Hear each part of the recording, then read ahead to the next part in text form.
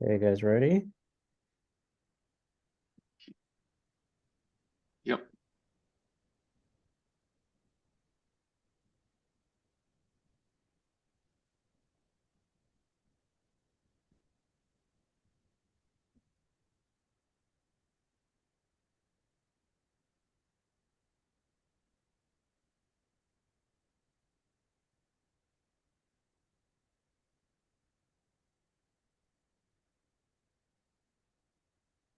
All right, good evening, everyone. Thank you so much for joining us tonight.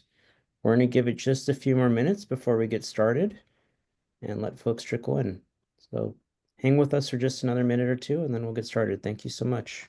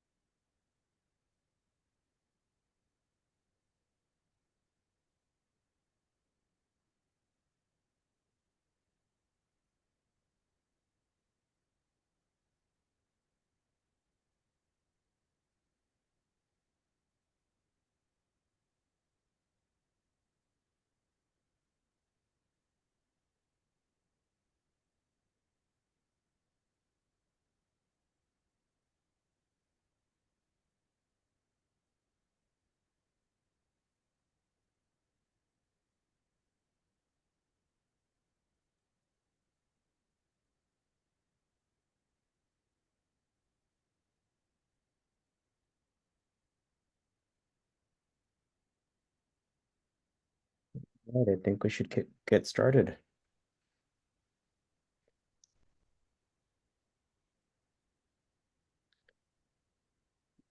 Vladka, I will kick it off to you, and we can get started. Okay, great. Thanks, Josh. So welcome everyone to the meeting. We are very excited to be here. I'm with Code Studio. My name is Władka Kijewska, and Colin is here as well, also from Code Studio.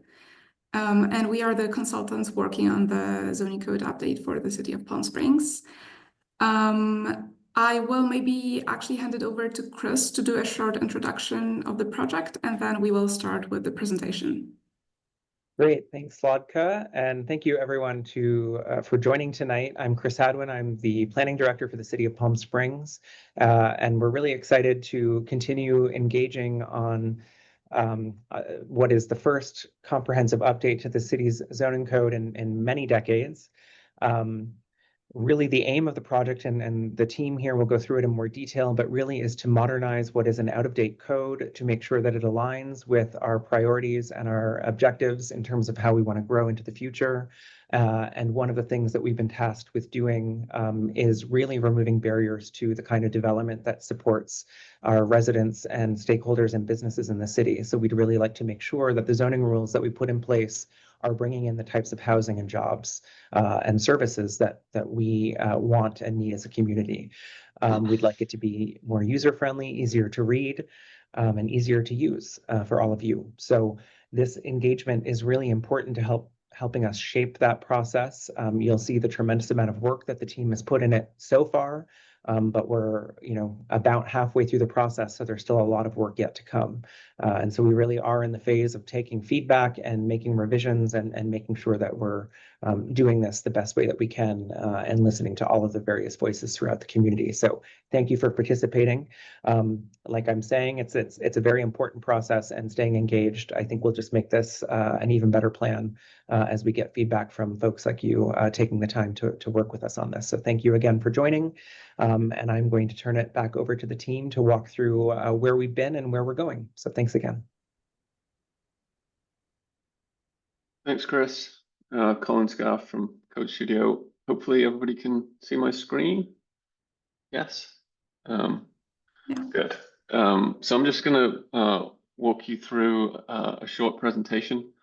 It's going to be a very similar presentation to the one that we gave at the 2 open houses a couple of weeks ago. We're going to run through that presentation, and then we're going to kind of jump over to ask you a few questions. We're just going to walk through the same boards that we had up at the public open houses.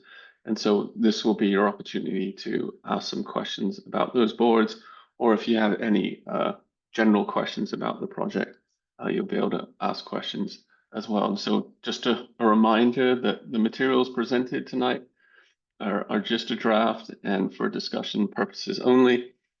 So we're really looking forward to hearing feedback from everybody and taking the next step and moving forward. There's going to be kind of 2 key ways to participate in tonight's meeting. You can type your answers or questions in the Q&A box at the bottom of your screen. We'll read those questions and answer those during the kind of the Q&A session at the end of the presentation. If you don't want to write your questions, you can raise your hand. If you would prefer to kind of ask a question verbally, just raise your hand and we'll get to you in the order that the questions or the hands are raised. And so this shouldn't be an issue, but just in case there are a lot of questions, just please limit your questions to 1 question per person at first. And then if we're out of questions, we can go back and answer any additional questions. And just a reminder that this meeting will be recorded or is being recorded and will be publicly available and posted on the project website in tomorrow or the next couple of days.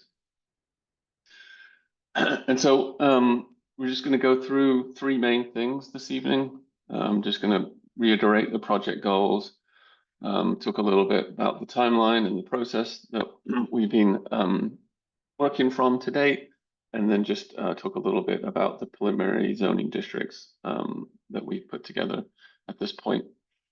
And so just a reminder for folks that aren't familiar with what a zoning code is. It really is one of the key documents that implements the general plan.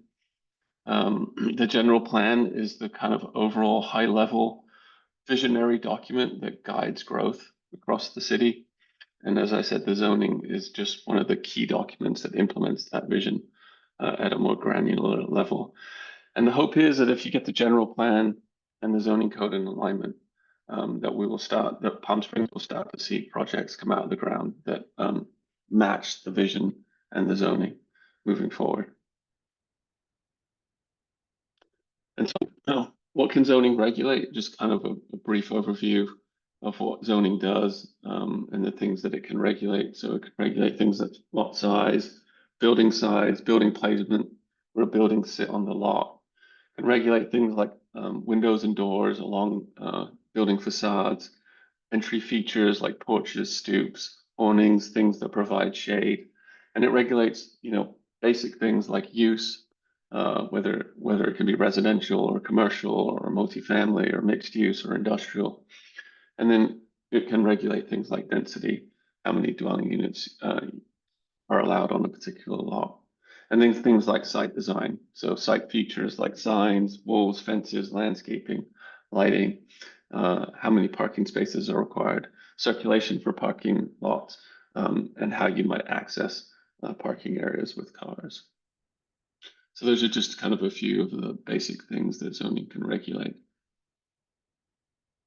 And so Chris kind of touched on this, but what are the kind of key goals that we're hoping to achieve with this project? So first and foremost, we kind of want to modernize the code. We want to provide a kind of a user-friendly graphic document. We want to make sure we're consistent with the general plan and state law, with ultimately trying to facilitate more predictable outcomes with the zoning. We want to encourage different types of housing options and strategically increase housing supply across the city. Reduce the urban heat island and improve water management, and overall create a more walkable environment and just try to reduce the dependency on motor vehicles. We want to implement objective residential design standards, establish clear design guidelines, and maintain a high quality of historic inventory. We want to reduce barriers to equity. We want to foster inclusive engagement and improve accessibility for all people across the city. So those are just some of the key goals that we're hoping to achieve with this project. And so just a little bit about where we are in the project. We're about halfway through, as Chris alluded to. So you'll see there where we are. We've just had a couple of community meetings. I guess technically we should move this line a little bit forward. So we're at the end of April on this Code Connect meeting. So we've been working on this project for just over a year now, and we hope to have it completed in about the next 12 months or so, or maybe a little bit longer.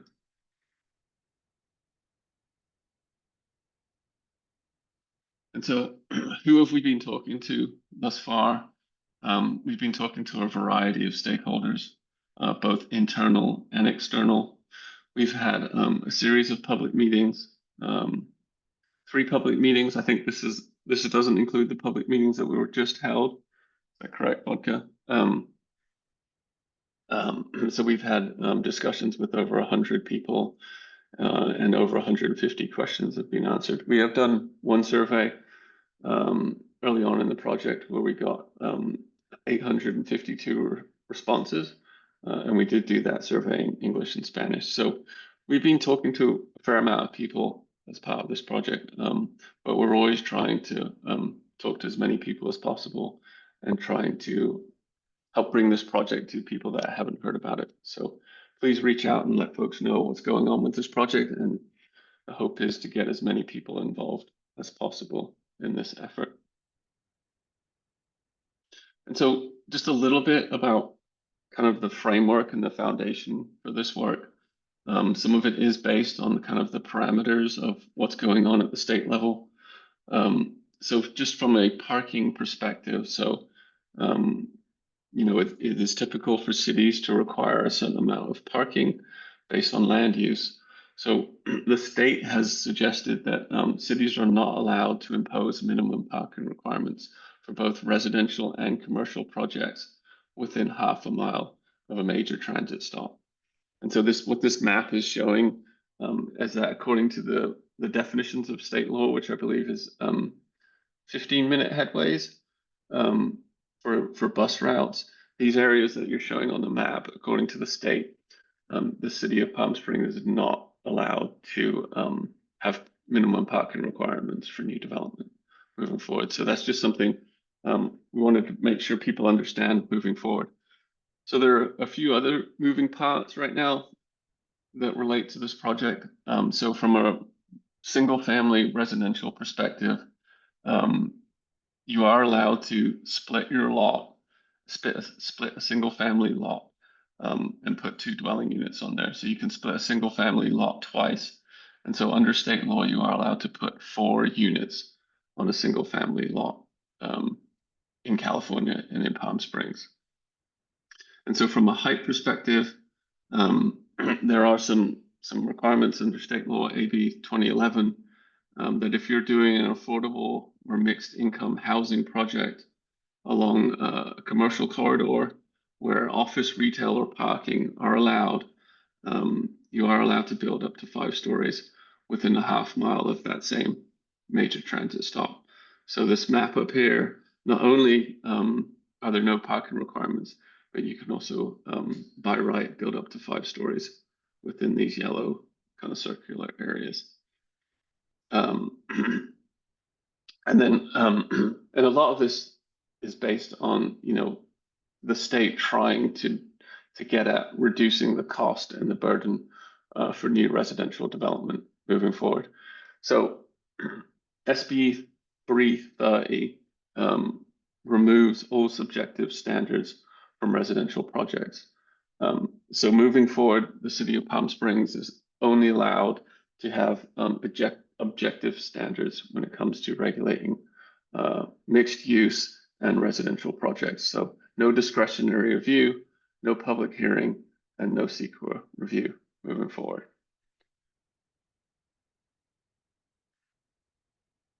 So I'm just going to talk to you a little bit about the preliminary zoning districts that we pulled together based on the work that we've done today. So we have also put together a new zoning map based on these districts. So we do have these zoning maps posted up on the project website, along with an interactive viewer on the website, which allows you to comment. And as we get to the end of this presentation, we're going to just pull that up just to give you a sense of how you might be able to comment on this map and this presentation and the public outreach boards moving forward. So this is the existing set of zoning districts that exist in Palm Springs today. There's exist districts, give or take, depending on which ones you count. And so we've proposed to reduce that down to 23.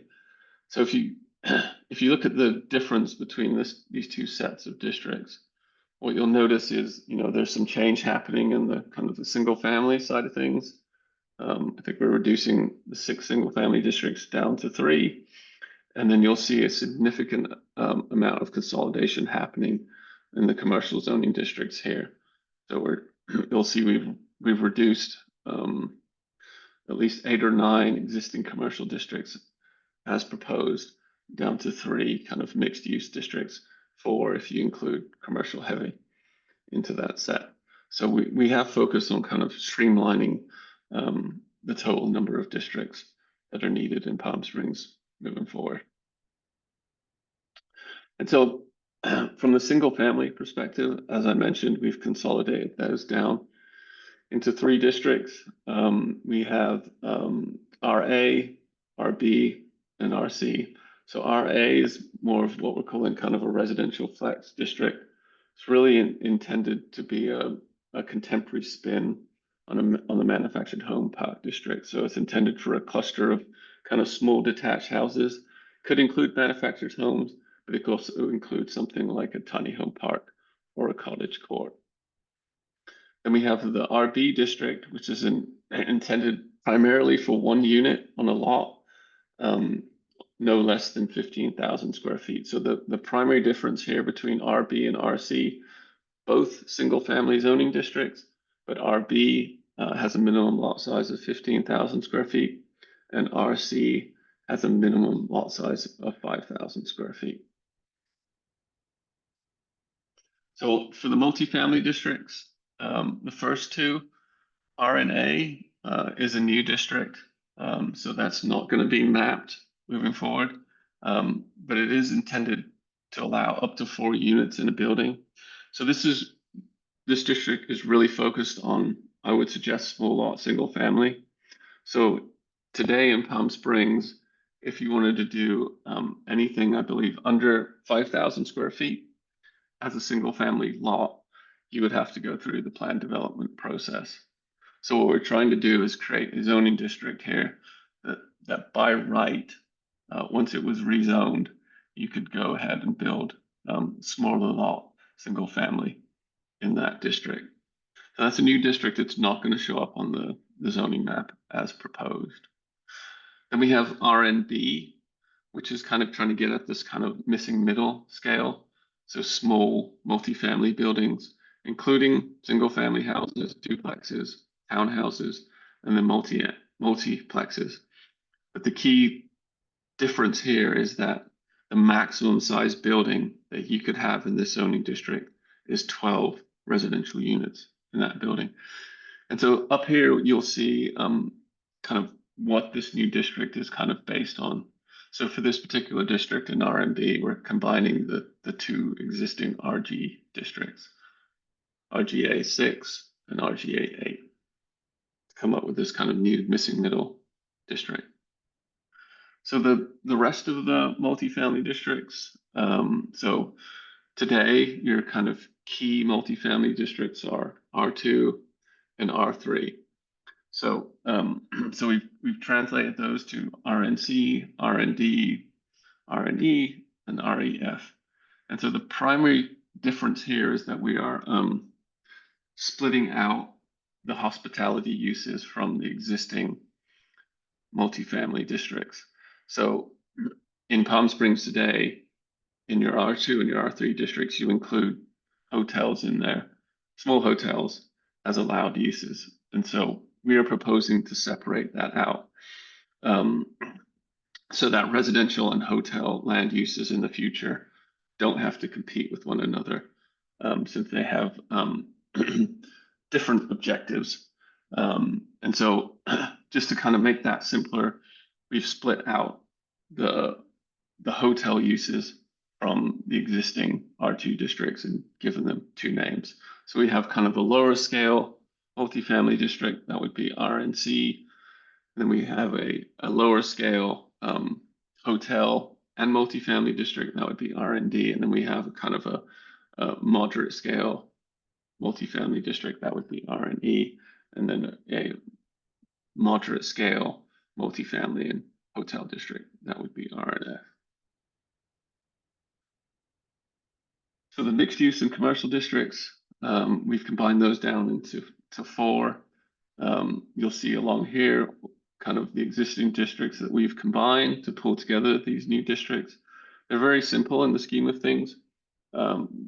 They're basically differentiated by the scale of height that's allowed in each district. So we have a 3-story district, that would be MXA. We have a 5-story district, that would be MXB. And then we have a 7-story district, that would be MXC.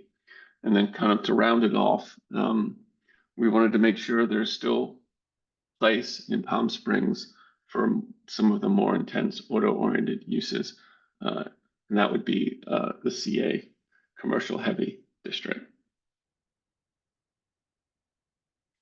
And so from an industrial perspective, not a whole lot of change going on in the industrial districts. We are going to make sure we update the language in the districts to account for contemporary development practices, make sure we're capturing a flexible approach to use moving forward.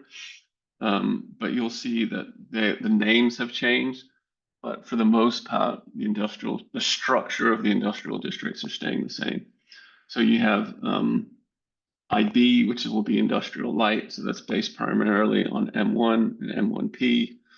IC is based primarily on M2, and then ID is based primarily on EI. There is kind of a new district here. We're calling it industrial mixed use. It's based on the existing CM district, and that really is kind of intended for areas that are transitioning away from industrial. The idea being that, we could take some of these areas that are transitioning and allow a greater mix of uses, commercial uses, and potentially allowing some amount of residential in that district to give it a little bit more flavor and activity. And then the civic and open space districts, will have a civic district that's intended for a range of public and civic and institutional uses like schools, places of worship, hospitals, museums, and libraries. We'll have a park district intended for recreational land that includes things like parks, playgrounds, sport fields, dog parks, and trails. And then we are combining the existing O5, O20, and UR into an open space district. And that land will be protected and managed to preserve its kind of natural state and openness. And then we're kind of carrying over the watercourse district that's intended for kind of water flow and really not intended for development activity. So I kind of already went over the slide, but we're moving forward with drafting more of the district standards. So we'll be moving forward to draft development standards and administration. The hope is that we'll be back towards the end of the year with another round of community meetings, another Code Connect meeting, and then we'll be working on pulling together kind of revisions based on public input and comment, with the hope that early next year we'll be putting together a draft that we could bring forward to the City Council and the Planning Commission for formal public hearings and adoption. And so just a reminder, we do have a project webpage, Engage Palm Springs, Zone PS, and there is an email address if you wanted to reach out to us with any specific comments.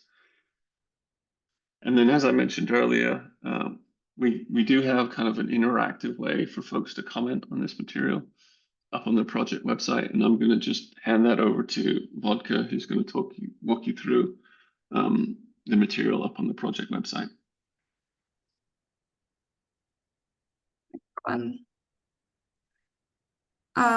Just confirming you can all see my screen, right? No.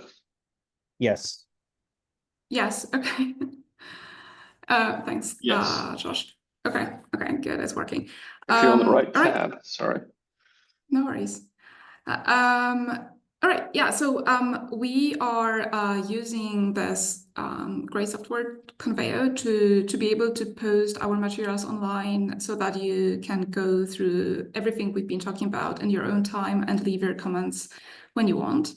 And we have really divided those materials into two parts, as it was mentioned. So the first one is really the boards from the open house. So if you go to the website, Engage Palm Springs, you can just scroll down a little bit until you reach this, our community meeting 3. And then you can scroll through the boards and you can see all the districts that Colin has described. And you will also notice, and I'm gonna walk through the boards in just a second, but you're gonna notice that there are sometimes those red question marks, which means that we've composed some targeted questions for you to focus on, and we're really hoping for your input on those as well tonight. So just feel free to click anywhere and leave your comment, and that's really it. And then when it comes to issues that are tied really to the map, we have created this slider map where you can compare the existing zoning code on the left and the proposed zoning code on the right. If you click on the little signs here, or just zoom in and out, you can find a specific parcel. You can also use this to just type your address, and then you can also click on a parcel to see what is the proposed zoning district. And you can click on comment and just leave us your thoughts about any particular parcel. So to sum up, I would say the first part is maybe more focused on general thoughts or those like specific questions that we've prepared. And then the map is just focused on specific parcels. And I'm gonna move to our boards now. So we just wanted to kind of like recreate the experience of being actually in person on one of the previous open houses that we've done at the beginning of April. So we just posted the boards that we used for you to review right now with us. And you can see that they are generally composed by the districts and groups that Colin just went through. And as I mentioned, we just want to make sure that every time we're introducing a new idea, we are transparent about that and asking you, what do you think about that? So each time that you're gonna see this question mark, it means that we've prepared a question. And since Colin already described a lot of the ideas that we want to introduce, I'm just gonna try to kind of like sum up the questions that we would like to focus on during our Q&A. So for the single family district, as mentioned, we are mostly just trying to consolidate the amount of single family districts that we have right now, particularly in this part. And so the question really is just asking if you are comfortable with the simplified structure of the single family districts. Then for the multifamily districts, we have two different questions because the idea about this set of districts is kind of like twofold. One idea is to really make sure that we are proposing enough of a diversity when it comes to the housing typology. So everything that Colin was saying about those first districts in particular focus on this missing middle idea that we are providing just like different options, different sizes. This is something that we are trying to accomplish. So this is the first question, if you think that we're doing enough when it comes to providing the diversity the housing supply. And then the other question is about the split of the existing R2 and R3 districts. So this idea that now we have those prevalent multifamily districts serve both residential uses and hotels, and that creates a kind of like a competition. So we are proposing to split them up. And the second question is really just asking whether you are feeling comfortable with this or you'd rather keep them as they are right now. And then finally, moving to the set about the mixed use and commercial districts. So as mentioned, we are proposing 3 new mixed use districts, and they are differentiated by height. So in one, the height limit would be 3 stories, then 5 stories, and then 7 stories. And I just want to quickly mention that we would also include some measures to mitigate the perceived height. Like it's visualized here. We could use step backs or transitional height just to make it less, to mitigate the effect. And about the districts, Colin already spoke about the map, but I just wanted to bring it back again to show how the new districts are mirroring primarily what the state law is implying. So you can see the yellow area around those tiny bus stops. This is half the mile buffer around the major transit stops, which would currently allow for the affordable housing to go up to 5 stories high. So we are asking you, one of the questions here is whether, how do you feel about allowing all the other users to also reach this 5-story limit within this yellow area? Then the rest of the areas would be kept 3 stories high, also according to the state law, so MXA. And then for the downtown, we are actually proposing 7 stories high. And I just wanted to note that there are already precedents for 7 stories high within this area, like the Rowan Hotel, for example, and that actually on all of those areas, the current rules would allow buildings to go up to 60 feet tall on non-Indian land or 100 feet tall on Indian land with conditional use permit. So just as a side note, and then proposing 7 stories high district in the downtown could also help mitigate and alleviate the pressure on the other surrounding neighborhoods. So we are asking here the 3 questions, 1 question about each of the new proposed zoning district. And then finally, the industrial districts and civic and open space districts. As Colin mentioned, we are not really proposing anything terribly new here. You can see the current zoning districts and that it's mostly the translation of what is already here. The question about the industrial district is, again, tied to what Colin mentioned, which is the flexibility of uses and a little bit of focus on this industrial mixed use district that we're wondering which new types of uses you would be comfortable with in this particular district. Like maybe a work-live unit or a workshop or just some more flexibility around this one.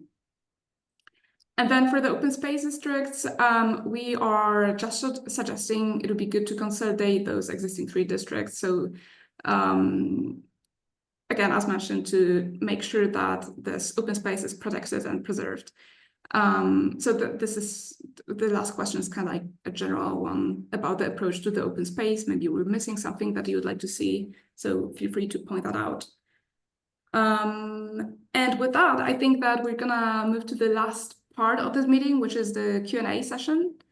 So if you have any comments about any of those question marks or any general feedback or questions, feel free to either type that in the chat or raise your hand, or use our website to leave us a comment here directly.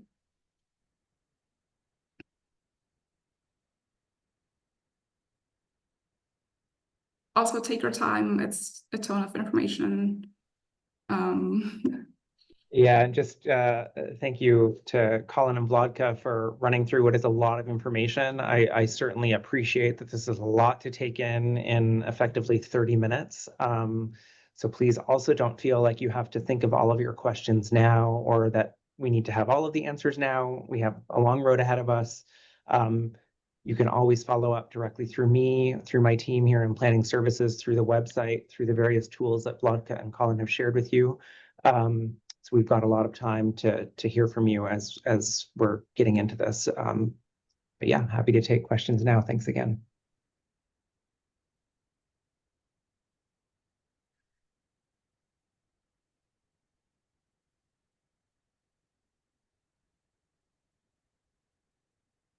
And I if anybody did oh, sorry. I was just going to say, if anybody has any general questions about the project itself, you can ask those too, or any questions about the project moving forward, and ask those as well. They don't necessarily have to be specifically about any of the questions we've asked on these boards. I did just want to kind of add a little additional context to some of the conversation around height and parking, because I know that that tends to be a sensitive topic for the community. And I think the way that that the team has presented this and the way that we've laid it out is really to try and demonstrate that the layering on of what is very quickly evolving state law, we really wanted to try and communicate that as clearly and transparently as we can, in saying that in a lot of ways our hands are tied and restricted here as a local jurisdiction in terms of what we can and cannot do when it comes to housing, but even when it comes to certain commercial uses where they are within proximity to those major transit stops. And one thing I want to say, because this comes up a lot, I don't think that people necessarily who live here think we have what they would call a major transit stop. But the yellow areas that are shown on that far left map there under mixed use and commercial districts, that actually comes from the state. And those are the areas they have identified in terms of how they identify major transit stops. So I certainly appreciate that it may not feel to those of us who live here that we have, great access to transit, but that is the way that it is defined by the state. And so those are the areas where we are even more restricted in terms of needing to allow more height, more density, and less parking. And so just wanted, again, to set the table here for folks in understanding that, that a lot of this is coming at the direction of the state. At the same time, I think we do certainly appreciate and understand the need for housing throughout our city across the housing spectrum. So we're trying to sort of balance what I think is great community interest in preserving our neighborhoods with the understanding that we have a need for housing. And I know that Colin touched on this, but the additional thing to add to that, for those who were participating in our general plan update that was recently completed, as part of that, we have a new housing element that takes us through the end of 2029. Those are done on 6-year cycles. So this current housing cycle takes us, like I said, to the end of 2029. And through that process, the state, through our regional government, the Southern California Association of Governments, actually allocates to us a certain number of housing units that we have to accommodate in every cycle. For this current cycle that we're in, it's about 2,600 units. A certain amount of those need to be affordable. And so we don't have a lot of land that isn't protected, desert or other protected open space, mountain, or different areas that can't be developed. So really, the layering on of all of the various state law, the housing allocations that we get, that is what is really making us need to think bold and big about where we promote height and density to achieve what the state is telling us we need to achieve for housing. So just wanted to give a little more context on that in case there's anyone out there thinking, why are we doing this? It really is a combination of the state telling us to, but also us acknowledging that we do need to have more housing and more different types of housing to reach the affordability that's needed for our community. I see that it's answered. Thank you, Vlodka, for providing that information on how to provide the information on the boards. And we do have a raised hand from Willie Hale. I think we can take that, and then we can dive into the questions in the Q&A. If you want to answer those, we can answer those live, or we can type those responses in. But I will enable you to speak, Willie, so you can go ahead and unmute yourself and ask your question now. Okay, thank you so much for this presentation. Also, my chat is disabled, so I don't know if that's the same for other people. I was just going to put my question into chat. But this zoning, will it also apply to Indian tribal land? That's a great question. We have a land use agreement with the tribe that the tribe voluntarily entered with the city of Palm Springs, such that the zoning standards and regulations and entitlement processes that are in the zoning code apply to allotted land.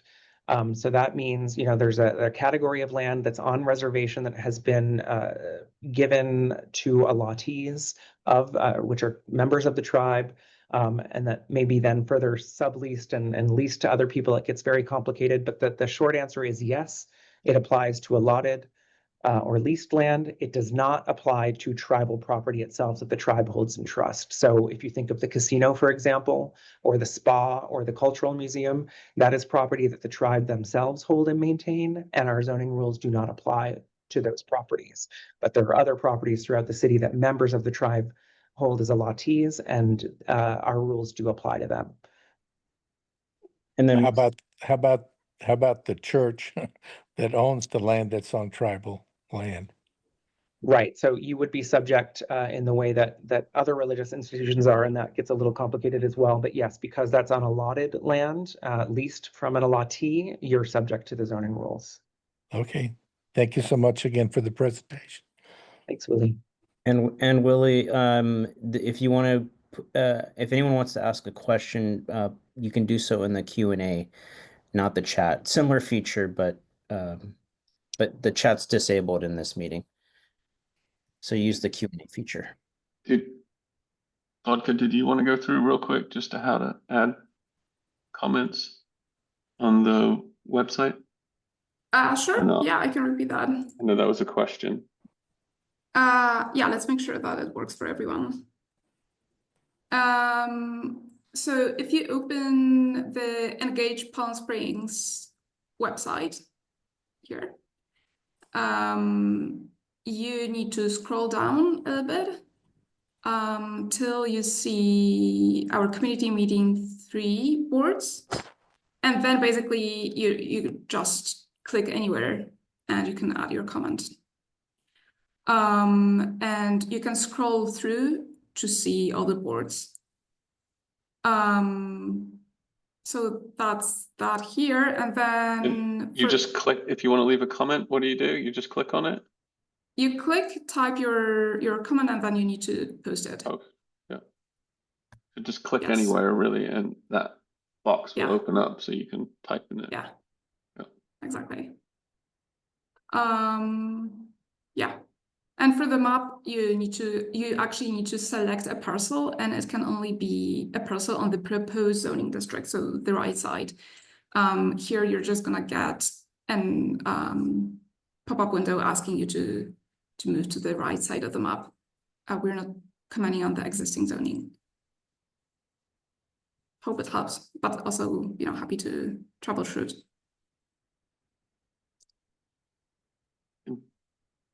Chris Wilson, we had a question from, seems like, Chris, you kind of addressed that unknowingly in your conversation about the city's planned approach to balance the need for housing to comply with state law. Sorry, I was muted. Yeah, that's a good question, and I hope I touched on that to some extent. I think that is really the focus of, what's going to be a lot of our conversation going forward, especially as we get into actually writing the text associated with this. So, we're trying to identify corridors where we're looking to direct development, and that is also coming out of state law. I think state law is really trying to push development along corridors for the purposes of directing it to where it makes sense and trying to sort of, mitigate the impacts on surrounding neighborhoods. So that is kind of the strategy that we're considering, but we're certainly open to feedback, and we're certainly trying to be as thoughtful about it as we can within the context of the state law. But I think it's a good point. But I think there is going to be some compromise that's going to need to be made through this process to achieve our obligations under state law, while also protecting our existing neighborhoods and the important character of Palm Springs. I think you're right. and for the most part, from like height and single family districts will remain unchanged. So we'll be carrying over the existing height limits for a large portion of the community. Yeah, Dick, I see that you just asked the question about where. So I think, primarily the 7 stories is really in the core of downtown. If you think about the area south of Alejo down to about Ramon, that is really the core area where today you can actually get pretty similar heights. So there's a good map of it. That darkest shade of red that's shown as MXC, which is from Alejo to Ramon, really straddling both Indian and Palm Canyon. Then you have 5-story districts on either side of that. So the Uptown district and that sort of area south of Ramon where the concentration of banks are would be the 5-story districts transitioning out of downtown, again, along those major Indian and Palm Canyon corridors, where we see a lot of our commercial activity. And really the idea is that we should be promoting both new commercial uses and residential uses. And that's where we hope to achieve a lot of the residential units that we need to accommodate under state law. The MXA areas being the 3 stories would be getting further out of that along Palm Canyon, and then also around Destination Ramon and the Springs. So really looking at, there's other state law that is really looking to promote infill mixed use or residential development on large commercial shopping centers. And so obviously those areas over at the Springs and down at Smoke Tree are the areas where we have that sort of big box style, large scale commercial format development where the state is telling us we need to promote more mixed use and residential activity. And the thinking there is you're putting residents where there's already a mix of services and restaurants and shopping that they can get to easily without the need to drive. So those would be our 3-story districts. And then you can see sort of smattered throughout within those yellow circles, the MXB 5-story districts. And again, that's coming out of the state law saying that today, without any regard to local zoning, you can get 5 stories in those locations today because you're close to a transit stop. So that is really along portions of Vista Chino, some portions of Tockwitz, and a little bit of Ramon Road.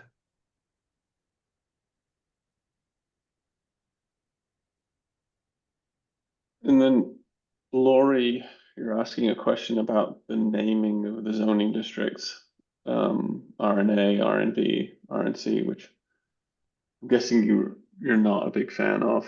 They're not necessarily placeholder names at the moment.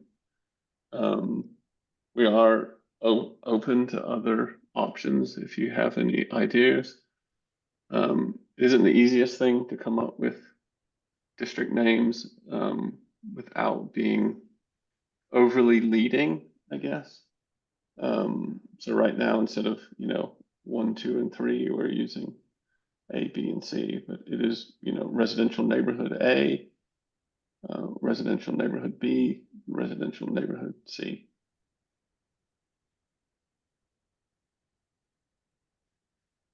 And then someone's asking, when do you see this becoming law?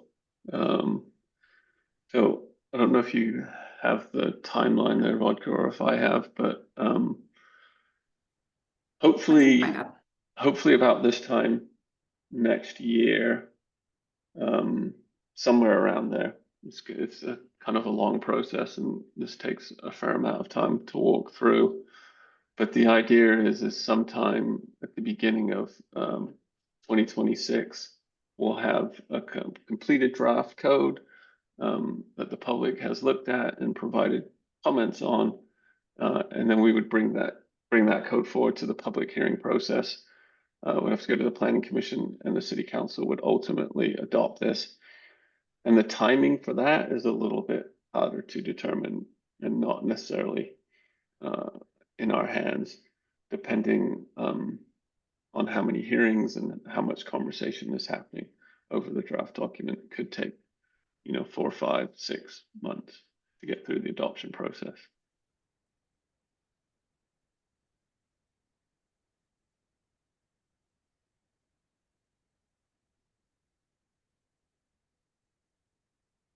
Did we hopefully we caught Chris Wilson's question, I think.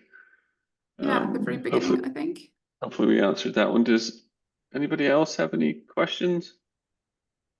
I just one thing, yeah, thank you, Lori, for pointing out I was muted, I was talking. I just wanted to point out, we had a couple people on the call that I know are associated with or interested in the design guidelines that are shown here in the middle of this timeline.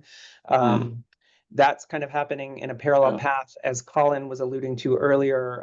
That's limited to non-residential uses, again, under state law. And so we have a steering committee who's working through that process. We needed to get through this part of this, the zoning code process in terms of the maps and the zoning districts, and then we'll be starting to ramp that process up and hoping to re-engage with our steering committee in the next few weeks to start having more in-depth conversations about that part of the process, but it will be happening in parallel and ramping up, I think, into later this year. And I should just add that that is really to put some parameters around, again, what the architecture and design of the non-residential uses, commercial, industrial, and other uses in the city, how they look and feel and fit into the community. Right now, we don't have a lot of guidance, both for developers, for the community, or for our decision makers on the various boards and commissions that look at this type of information to give a lot of clarity in what's expected. So really the objective there is to come up with a set of guidelines that can help steer those conversations and bring clarity to everyone. So that's what's going on there. And we have a good steering committee of local stakeholders and experts to help us with that work.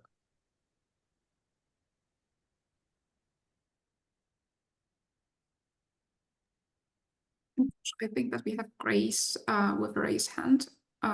Great. Could you?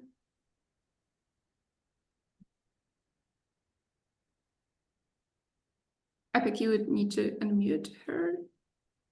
Yeah. Everyone, I think you There can we hear. are. So this is Grace Garner, council member for District 1, Palm Springs. I just wanted to thank everybody so much for participating in this process. And in terms of that timeline, right, I really hope that you'll tell your friends to participate in this process, to go online, give comments, because the one thing that I could foresee happening to kind of derail this timeline is if all of a sudden at the public hearing time, that's when everybody suddenly starts to pay attention and care. And then it ends up being a far more extended process because they weren't engaged at this point like you all are. So I really, really encourage you to ask your friends and tell your neighbors to join you at the next meeting or to go onto the website and really engage with this process so that we can have a really fruitful discussion when it comes time to do those public hearings towards the end. And then we're fine tuning instead of we're almost starting over. But thank you all so much for being here and for all of your work for the team that's working on this. Thank you. Thanks, Grace.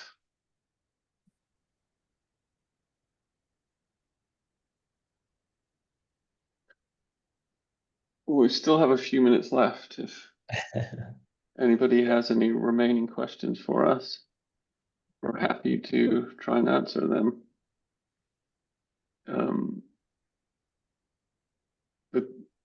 But we, have the stuff posted on their project website in as transparent way as possible. So we're hoping that you'll tell your friends and neighbors about this project and suggest that we have this material up on the website.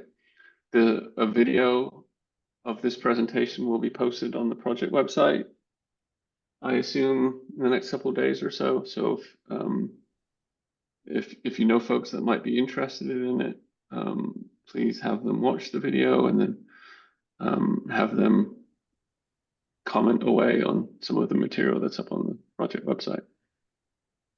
And don't hesitate to reach out. I think there's contact information again on that Engage Palm Springs website. Feel free to reach out directly through the Department of Planning Services, through me, if you have any questions as you're going through that material, or we're happy to get you all the information you need and all the answers you need to work through this. We know it's complicated.